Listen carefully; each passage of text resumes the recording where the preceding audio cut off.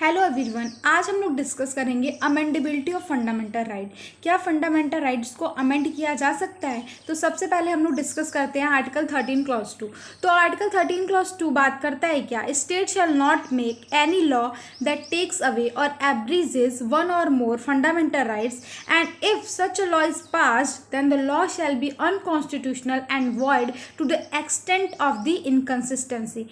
यानी कि स्टेट ऐसा कोई लॉ नहीं बनाएगा जो कि हमारे फंडामेंटल राइट्स के वायलेट करता हो या अगेंस्ट में हो। अगर ऐसा कोई लॉ बना तो जिस हद तक, जिस एक्सटेंट तक वो हमारे फंडामेंटल राइट को वायलेट करता होगा वो अनकॉन्स्टिट्यूशनल डिक्लेयर कर दिया जाएगा।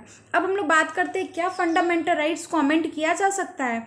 तो सबसे पहला इसमें फर्स्ट अमेंडमेंट एक्ट की बात करते हैं। फर्स्ट अमेंडमेंट एक्ट 1951 जिसमें 3 मेजर चेंजेस किए गए।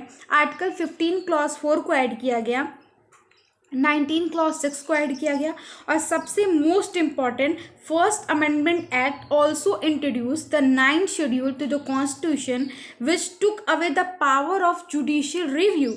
That is, the law added in the 9th schedule were supposed not to be questioned in the court on the ground that the law was violative of fundamental right। यानी कि अगर कोई ऐसा law बनाया गया और उसे पुट कर दिया गया 9th शेड्यूल के अंदर, तो वो भले ही हमारे फंडामेंटल राइट के अगेंस्ट हो, उसको हम लोग कोर्ट में जाके चैलेंज नहीं कर सकते अगर 9th शेड्यूल में ऐड कर दिया गया। तो ये जो 3 मेजर चेंजेस किए गए थे फर्स्ट अमेंडमेंट एक्ट 1951 के द्वारा, इसको चैलेंज किया गया before the supreme court in case of Shankari Prasad versus union of India 1951। तो इसमें क्या हुआ? सुप्रीम कोर्ट ने कहा कि देखिए, जो पार्लियामेंट है उसके पास 2 तरह के लेजिस्लेटिव पावर होते हैं, एक ऑर्डिनरी लेजिस्लेटिव पावर, एक कॉन्स्टिट्यूशनल लेजिस्लेटिव पावर। अगर पार्लियामेंट अपना कॉन्स्टिट्यूशनल लेजिस्लेटिव पावर का यूज करता है, जो कि कहाँ दिया है आर्टिकल 368 में, तो उसका यूज करके अगर कोई पार्लियामेंट अपना पावर यूज करता है तो उसका आउटकम जानते हैं क्या होगा? कॉन्स्टिट्यूशनल अमेंडमेंट होगा और वो जो है लॉ के एम्बिट में कवर नहीं होगा, जो कि दिया गया आर्टिकल 13 क्लॉज 3 में। देखिए मैं पढ़ के बताती हूँ। If parliament make use of constitutional power under article 368 then the outcome is constitutional amendment which is not covered in the ambit of law as defined under article 13 clause 3 and thus will not be violation of article 13 clause 2। अब 13 clause 3 में क्या क्या laws के definition में cover होंगे?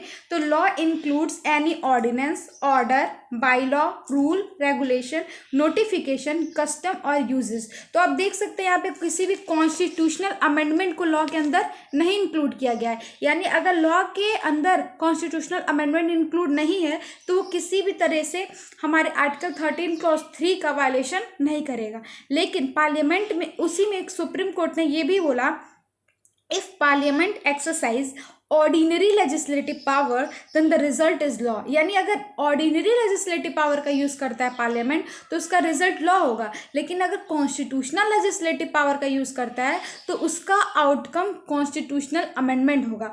तो if Parliament exercise ordinary legislative power then the result is law as defined under article 13 clause 3 which comes under the scope of article 13 clause 2 and would be void if it goes one or more fundamental right। यानी कि अगर law parliament अगर ordinary legislative power का use करेगा और ऐसा कोई law बनाया जो कि फंडामेंटल राइट के अगेंस्ट होगा तो वो वाइड होगा अंडर आर्टिकल 13 क्लॉज 2 में। लेकिन अगर कॉन्स्टिट्यूशनल लेजिस्लेटिव पावर का यूज करके पार्लियामेंट ने कोई अमेंडमेंट किया कॉन्स्टिट्यूशन में, भले ही वो फंडामेंटल राइट के अगेंस्ट हो, वो आर्टिकल 13 क्लॉज 2 के डेफिनेशन में कवर नहीं होगा। तो ओवरऑल सुप्रीम कोर्ट ने इसमें ओवर रूलिंग ये दी कि शंकरी प्रसाद केस में supreme court held that Parliament under Article 368 can amend any part of the Constitution including fundamental rights। अब इसमें सेकंड केस आता है Golaknath versus state of Punjab 1967। अब इस केस में क्या हुआ? In this case supreme court overruled it's earlier decision and held that article 368 contain only the procedure to amend the constitution, but it does not confer power upon the parliament to amend the constitution, and thus parliament cannot amend any part of the constitution including fundamental right। जब हम article 368 का पहले का statement पढ़ते हैं तो वहाँ पे सिर्फ प्रोसीजर दिया गया था अमेंडेबिलिटी का, लेकिन कहीं पे भी पार्लियामेंट के ऊपर पावर नहीं कन्फर किया गया था। तो इसीलिए इसने इस जजमेंट में सुप्रीम कोर्ट ने बोला कि parliament can not amend any part of the constitution including fundamental right. लेकिन जब भी ये जजमेंट हुआ उसी के बाद पार्लियामेंट ने इसके रिस्पॉन्स में क्या किया, parliament passes 24th amendment act 1971 उसने टाइटल ही अमेंड कर दिया आर्टिकल 368 का। अब उसे रीड कर सकते हैं, the procedure to amend the constitution and the power to amend the constitution, यानी कि 24th अमेंडमेंट एक्ट द्वारा इसमें पावर भी कन्फर्ड कर दिया गया पार्लियामेंट के पास कि वो अमेंड कर सकता है कॉन्स्टिट्यूशन को। अब थर्ड केस जो इसमें इंपॉर्टेंट है वो है Kesavananda Bharati versus state of Kerala 1973 supreme court. इसमें क्या हुआ, in Kesavananda Bharati case the 24th amendment act which amended the title of article 368 was challenged. इसमें सुप्रीम कोर्ट ने कहा, supreme court upheld the constitutional validity of 24th amendment act and declare that parliament by virtue of its power under article 368 can amend any part of the constitution under article 368 including the amendments in fundamental right.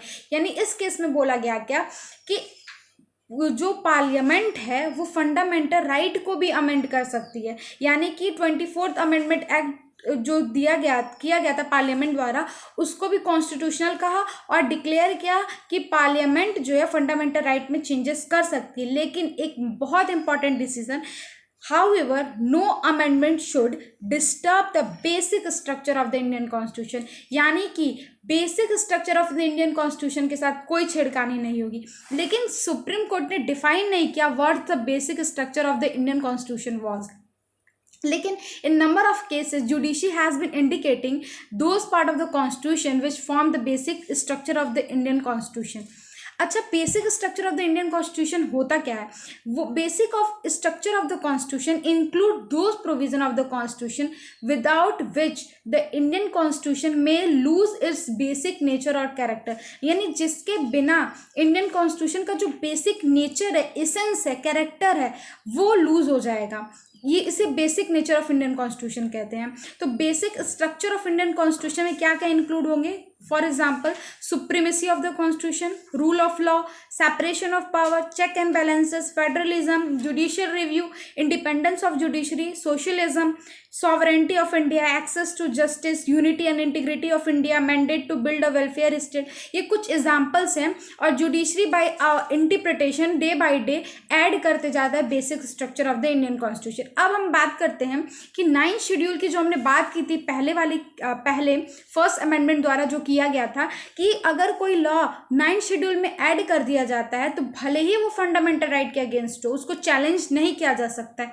अब इसका क्या हुआ, तो इस पर एक बहुत ही famous case है आयर कहलो केस 2007। इसमें सुप्रीम कोर्ट ने बोला, Supreme Court make clear that we can't question on the law in the 9th schedule on the ground that the law is against fundamental right, but only when the law was put in 9th schedule before 24 April 1973।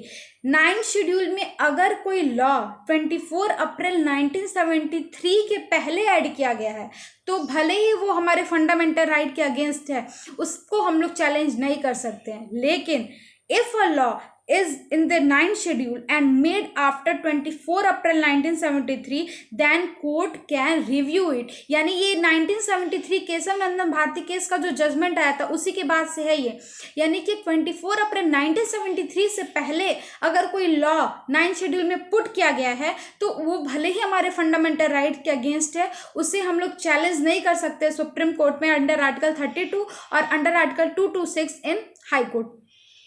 लेकिन अगर 24 April 1973 के बाद से अगर कोई law उसमें introduce किया गया 9th शेड्यूल में तो उस पर कोर्ट रिव्यू कर सकती है और इसमें और strike down the law against basic structure, यानी अगर वो बेसिक स्ट्रक्चर के अगेंस्ट है तो उसे स्ट्राइक डाउन भी कर सकती है। यानी इसमें ओवरऑल ये डिसीजन लिया गया कि judicial review is a part of basic structure of Indian constitution.